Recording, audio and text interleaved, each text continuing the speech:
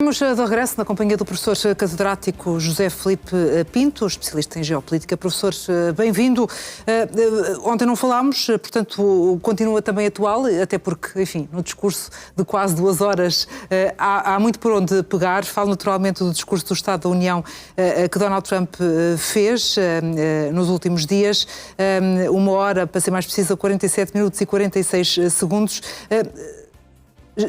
Falando genericamente do conteúdo, já vamos particularizar cada um dos temas, mas que síntese é que faz daquilo que viu acontecer no Capitólio? Muito boa tarde, Janete, boa tarde também para os senhores telespectadores. Síntese, uma palavra só, ou uma junção de 2 palavras, política, espetáculo. O que ali houve foi política, espetáculo. Foi um reality show em que Donald Trump se movimenta com muita facilidade. Portanto, vamos separar a forma e o conteúdo. A forma aponta claramente para aquilo que se chama uma apoteose. E o que é a apoteose? É a política espetáculo de que chega alguém que domina o palco, domina quem está presente também e, evidentemente, transmite a sua mensagem naquilo que é sempre a perspectiva megalómana. É este o primeiro elemento que temos a reter. Depois entramos na substância. E quando entramos na substância, qual é a palavra que eu entendo que melhor traduz todo aquele discurso? Exagero. E porquê exagero? Exagero porque mesmo quando Donald Trump falou verdade, e ele nem sempre falou verdade, é importante que se diga isso, exagera. Mas essa é aquilo que se chama uma prática habitual em Donald Trump. Não é exagero a reboque de um certo desespero que possa existir, no sentido de haver, de facto, percepções muito negativas em relação à sua liderança, à sua administração? Não. O que é que acontece? Donald Trump não tem dotes oratórios. E quando nós não temos dotes oratórios, o que é que fazemos? Seguimos uma regra que é habitual. Argumento fraco, falar alto, falar forte, gesticular muito.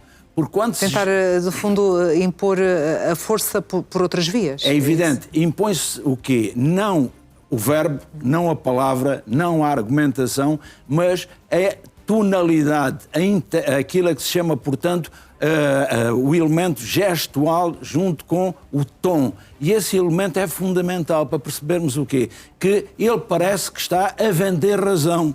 Ele parece que está claramente a convencer, que estranha que alguém não esteja convencido com aquilo. Repara, há uma frase que é lapidar para explicar o que eu estou a dizer. Quando ele diz, as pessoas ficam espantadas e perguntam-se, mas como é que fizeram isto?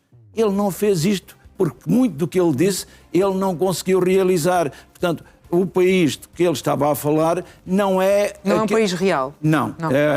Ele vive naquilo que se chama a sua bolha de pensamento.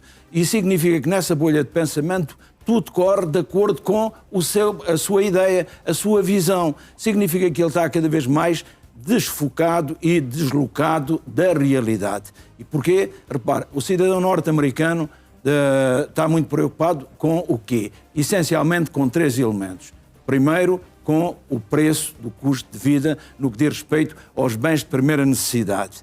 Segundo, com a habitação, o preço da habitação. E depois nós percebemos que, a juntar a tudo isto, vem um terceiro elemento, que é a saúde.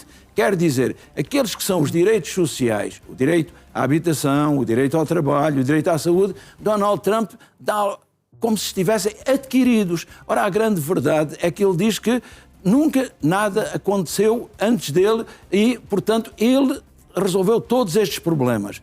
Ele sabe muito bem que em política, como na história, há um ativo e um passivo. Ele coloca todo o passivo em Joe Biden e nas administrações anteriores e todo o ativo na sua administração num ano de mandato. E os americanos conseguem fazer essa leitura, essa separação entre aquilo que ele diz e aquilo que efetivamente está a acontecer? Por norma, o encantamento dura até a ida ao supermercado. Significa o quê? Quando chegam, se sente no bolso. Chegam ao supermercado e o que é que acontece?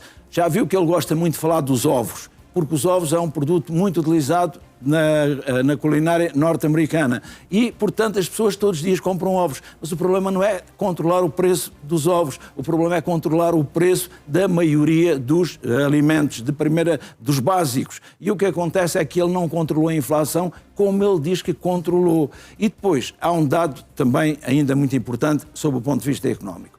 Ele sabe que vai ter eleições intercalares.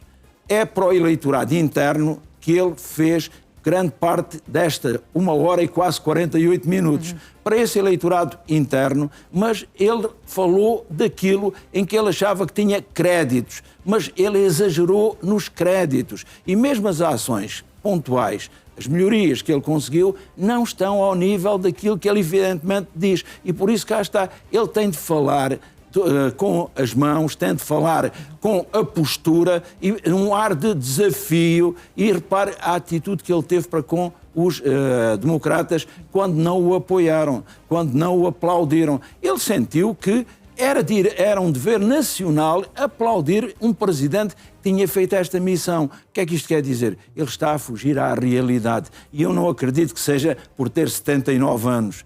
É porque é esta a visão dele, é a megalomania. E o que acontece, quando eu digo a tríade negra da liderança, o primeiro é o narcisismo dessas características. A primeira dessas características é o narcisismo. E ele é alguém garantidamente narcísico. É alguém que precisa de ser constantemente elogiado. Pois entra outro elemento. Repare, há esquecimentos muito bem lembrados. Ele esqueceu-se do quê? De que 2 cidadãos norte-americanos foram mortos pelo ICE naquela que é a sua campanha contra a imigração. Não o referiu. Mas este era o discurso da União, do Estado da União. Então o que é que acontece? Ele trouxe o elemento que permitia a União e que seria aplaudido por todos. A equipa de hóquei no gelo dos Estados Unidos, a equipa masculina, tinha vencido, tinha ganho a medalha de ouro. De triunfo, uma imagem vitoriosa. Ao nível dele. Quer dizer, estes sim estão ao meu nível. Então houve, de certo modo, toda uma preocupação com a estratégia de comunicação que passava. Importa perceber se, de alguma forma, apesar de todos esses lapsos e falhas e até mentiras que o professor destaca, se no meio disso conseguiu, de alguma forma, capitalizar esta que é a maior audiência televisiva do ano para reconquistar, digamos assim, americanos. É difícil, mas de qualquer forma a base maga adorou o seu discurso e a sua postura e o ter dito que, repare, este é o momento. No dia seguinte, o que é que ele disse? Que 2 das senadoras que eram muçulmanas e que, sendo hoje senadoras, têm de ser cidadãs norte-americanas, mas não têm uma origem norte-americana, o que ele disse, já que elas deviam ser internadas e que deviam ser expulsas para a terra de onde vieram. E de onde vieram porquê? Para mostrar claramente que não eram, apesar de serem senadoras norte-americanas, era a senadora de 2 estados, de Michigan, uma delas, e de Minnesota, outra, e ele, ao dizer isto, significa o quê? Começa aquilo que é a lógica populista, é que os próprios cidadãos norte-americanos se dividem entre aqueles que me apoiam e os que não me apoiam, os de primeira e os de segunda. Quem me apoia é um cidadão norte-americano de pleno direito e de primeira, os outros representam o quê? Aqueles que podem ser responsáveis por levar os Estados Unidos a perder tudo aquilo que eu tenho vindo a conseguir. É este o discurso de Donald Trump. É um populismo cultural ou identitário, mas naquilo que se chama a sua versão mais extremada. Portanto, é este Donald Trump que falou. Convenceu quem? É este Donald Trump que falou e que sublinhou esta mensagem muito para dentro, uma mensagem muito interna, quase que esquecendo até a aposta externa que, na verdade, tem sido a sua forma de atuar. Precisamente porque ele sabe que quem vota nas eleições na primeira terça-feira de novembro deste ano são os cidadãos norte-americanos. Foi precisamente um discurso a pescar o olho a essas intercalares. Exatamente. É uma preparação já dessas intercalares. E o que é que isso significa? Que Donald Trump é que vamos ver agora, neste período de 9 meses até lá? Vamos ver um Donald Trump muito semelhante ao que vimos até aqui. Alguém que se julga dono da razão. Alguém que pensa que tudo o que faz, ninguém fez melhor do que ele, nem aproximadamente ao que ele está a fazer. E que os cidadãos norte-americanos têm uma felicidade imensa de ter um presidente como ele.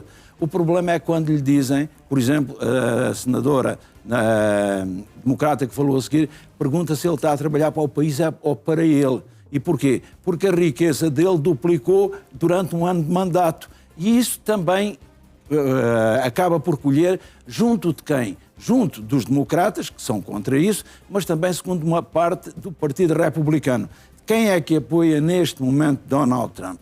É a parte maga, ou se preferirmos, uma parte do Partido Republicano. Portanto, este não é um discurso para a união, é um discurso de união parcial e desunião total. Significa que, quando ele homenageia um veterano de guerra com 100 anos, é o elemento da união. Quando homenageia a equipa de hóquei no gelo, é um elemento de união. Quando mostra que, afinal, consegue reconciliar uma família que estava separada, é um elemento de união. Mas depois escamoteia, e a palavra é escamoteia, e aqui é importante, não é um lapso. Os lapsos acontecem, os erros são intencionais. E o que acontece é que o lapso não é intencional. Todos nós cometemos lapsos. Erros só os cometemos se desejarmos cometê-los. São coisas completamente diferentes. Ele premedita tudo. E quando ele faz esta premeditação, o que é que ele pensa? O que é que colhe junto do eleitorado? E depois, aí sim, ele é um mestre. No quê? Naquilo que eu chamo a política espetáculo. E a política espetáculo para quê? Porque, repare, nós tivemos cá em Portugal aquele que é, a meu ver, o maior orador, ou se preferirem, aquele que será quem domina melhor a técnica da oratória, dos sermões. Foi o Padre António Vieira. E o Padre António Vieira dizia claramente que o sermão não se destinava a que as pessoas dissessem bem do pregador. Destinava-se a que as pessoas, em vez de serem contentes com o pregador, saíssem zangadas com elas, com o seu comportamento, pensassem, refletissem e mudassem. Donald Trump não é um pregador, é um político, mas é um político transacional. Então o que é que acontece? Ele já teria muita dificuldade em perceber que alguém entrasse naquela sala, portanto, sem o adorar. E muito menos vai admitir que depois de terminar a sua intervenção alguém tenha dúvidas sobre o que ele disse. O problema, Janete, é que há muitas dúvidas sobre o que ele disse. Não é apenas a questão de não corresponder à realidade, a inexatidão, mas é também o exagero. E o exagero é a imagem de marca de Donald Trump. Alguém que, devido ao seu narcisismo, faz da megalomania aquilo que é a sua pauta de referência. E nisto não há volta a dar. Portanto, ele não vai moderar-se. É esta a sua personalidade. E o que vai acontecer, como eu expliquei na tríade negra da liderança, a seguir ao narcisismo vem o maquiavelismo. Ele é tremendamente maquiavélico. É tremendamente, não é um toque de... Não é um toque, é tremendamente. E porque é tremendamente? Ele não admite a contestação. Ele considera-se dono da verdade, dono da razão. E por isso mesmo estranha que os outros não percebam e ousem contestar, ousem, portanto, duvidar. Verdadeiramente o que aqui temos é o elemento messiânico. E que é este messianismo. Eu sou também uma dádiva de Deus a quem? Aos norte-americanos. Sou eu que estou a restituir, não vou restituir, estou a restituir à América a grandeza perdida. E por isso mesmo temos de ter cuidado com estes que aqui estão, que são aqueles que podem desafiar esta grandeza. Havia, de facto, esses dois temas que o professor já destacou e que, em tempos, eram os trunfos, as bandeiras de Donald Trump, imigração e política económica. Esta última que ele tentou inverter com algumas falsidades, como destacou, a imigração preferiu nem tocar nesse assunto. Premeditado também foi, na opinião do professor, o facto de tocar, mas tocar muito timidamente na questão da Ucrânia. Estes assuntos externos foram propositadamente deixados para segundo plano? Foi claramente premeditado. Significa o quê? Os eleitores norte-americanos votam essencialmente de acordo com a política interna.